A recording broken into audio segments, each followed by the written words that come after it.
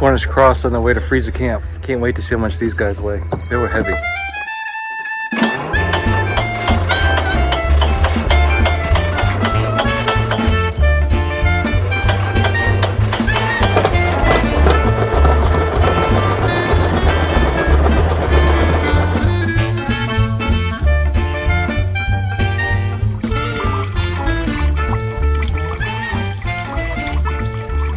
While I'm waiting for that to dry, I'm going to take the 140 and put the 3-point hitch on, put the furrower on, go make some furrows, and I've got some red and white potatoes to go put in, so let's go get those done. This is a Cole unit planter, and it has a fast hitch adapter on it, straight from Cole. You can still buy these, as far as I know. You can still buy the plates, and I have the covers. I just never put them on, and the reason being is I put the seed in and then I put the fertilizer in, and I like to keep the cover off so I can look back periodically, make sure nothing's going wrong, make sure nothing's jammed, make sure the seeds going where it's supposed to go, and then I just clean it out when I'm done.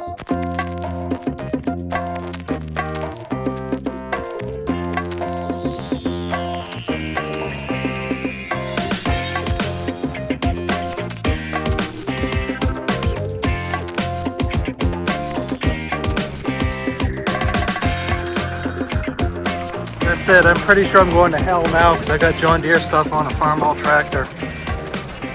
I'm gonna burn. Let me tell you one thing, this tractor's a lot quieter than that John Deere.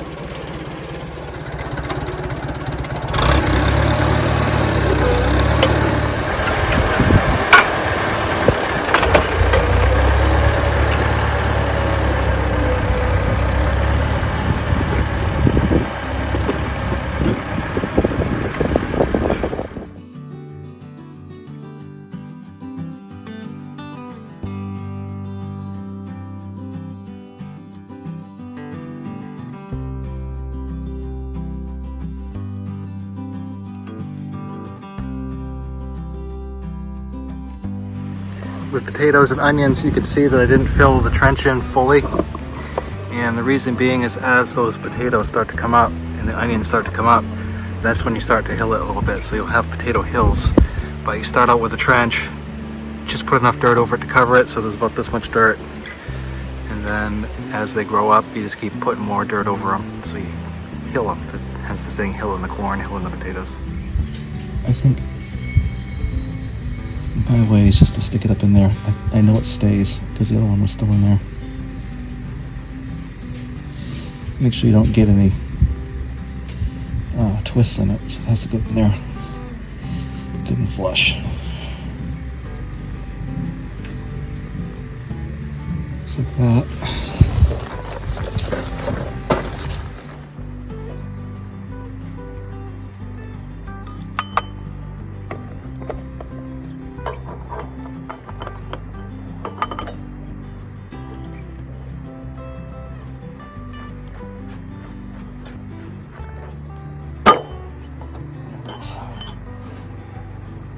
That spring must have had tension on it.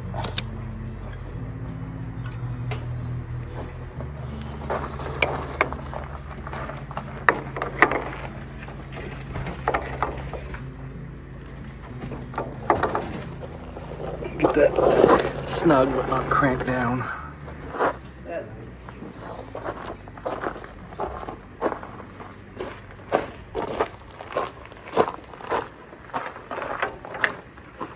You going to do the calves? I'm grabbing something.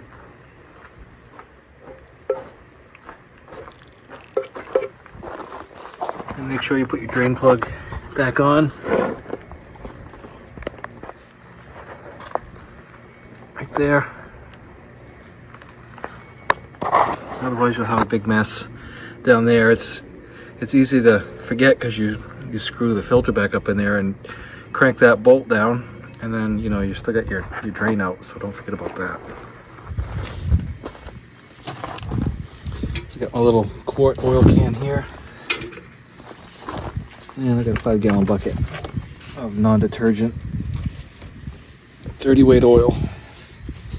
Some people will use Rotella, like the diesel oil, not diesel fuel, but diesel, you know, diesel engine oil, which I think is non-detergent, but I'm not 100% on that.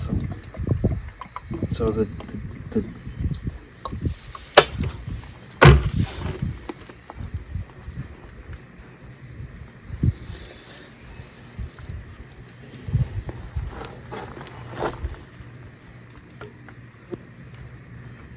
Yo! Is the oil thing tight so it doesn't leak oil again? I don't know, is it? I don't know. Did you do the calves?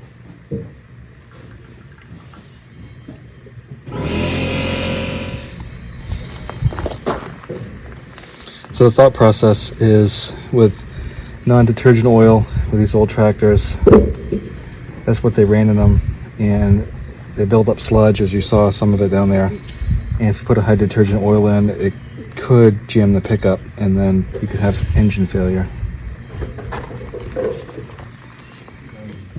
Put oil in it and have this cock opener here, and this is your test. It's basically the dipstick for a John Deere B.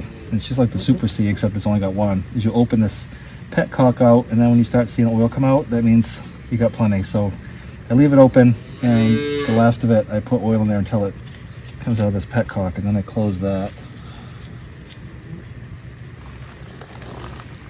And close this back up. Let's give her a start real quick. Get the clutch out. You gotta be careful when you start these things from the sides. So neutral, clutch is out, and we'll give it just a little bit of choke, throttle a little bit, and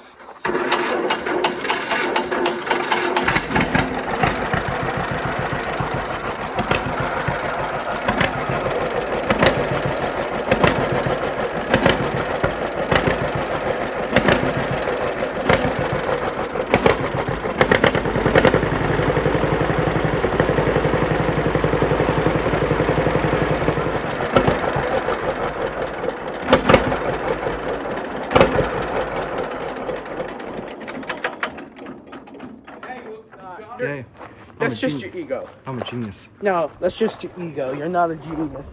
You wouldn't have gotten here without my help. That's true. I wouldn't have.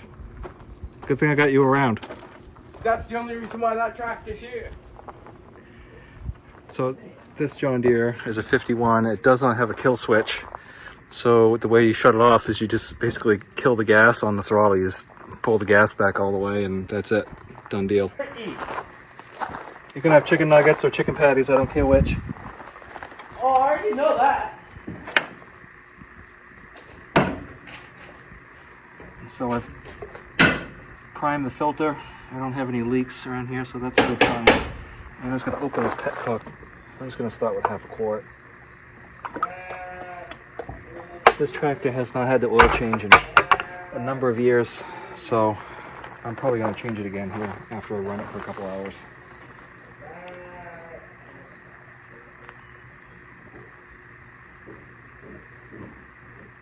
So we're going to put some oil in this, and this one's kind of like the Farmer ones. There's these little holes in here, so it's perforated, and then this is the full level here. Ooh, plane. Deplane. No, there's a plane. What's the vapor trails it make? Contrail? What? You mean the contrail? Vapor trail. It's not a paper trail, it's a contrail. I said vapor. Oh, I thought you said paper trail.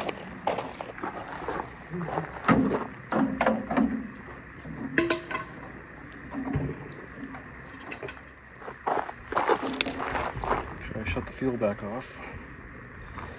Next thing I'm gonna do is degrease this and power wash it.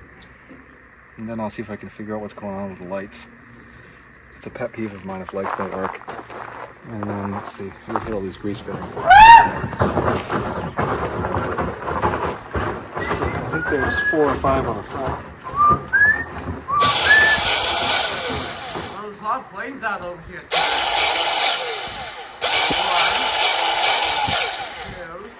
You know, these inside ones, you 3.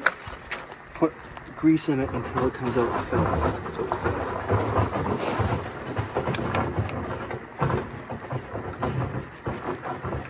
Yeah. air cleaner cup. I cleaned it with kerosene before I put more oil in it and wiped it all down.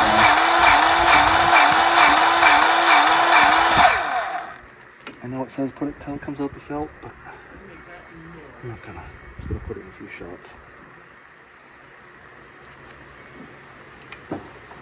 Basically, this Roll-O-Matic, it goes up 2.5 inches. That's why the front end of this tractor is a little high, and it's to even out bumps. It makes the ride a little smoother. I think the Roll-O-Matic front end is probably the coolest thing John Deere ever made. It's really just cool to me.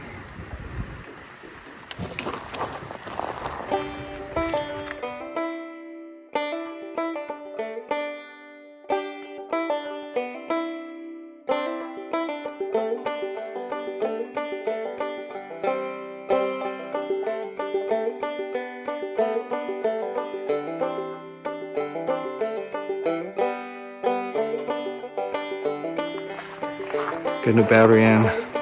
It's still 6 volt. I was gonna put a 12 volt and put one of those little GM alternators on, but it was built 6 volt. I'm keeping it 6 volt, and then I've got the 6 volt lights still. I got some 12 volt ones on the shelf, but I'll put this back the way it's supposed to be. So I'll come back out here tomorrow, get this shined up a little bit. I think I have a Roll-O-Matic decal to put on the front.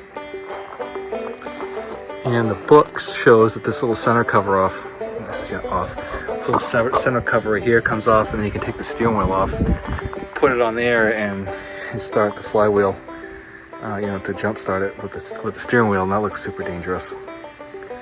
So anyway, I do have some new spark plugs we'll put in it, and I just want to show you this last thing I got, is this NOCO Genius battery charger, and it's 6 and 12 volt. It also repairs, so it basically deep cycles your batteries. They've just come a long way with battery chargers in the past few years. My booster pack isn't any bigger than this. It's about the same size, and so I still have the big one here, but this one here does everything that one does, and it's super tiny. So you just hold this function button down for 3 seconds to go into 6 volt mode.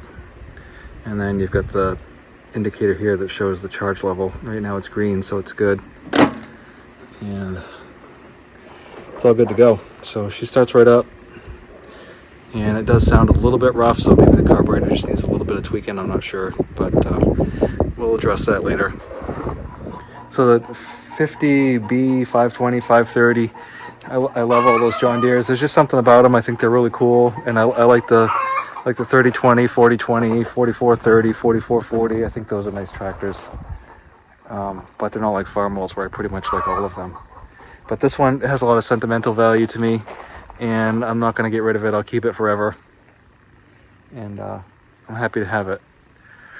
It's been a really long day, and I think I'm going to call it. But I appreciate you watching. I appreciate all the support. And I love to see the comments down bottom. I really appreciate all the interaction. The feedback is always helpful to me. So thank you for watching, and I'll talk to you next time. Take care.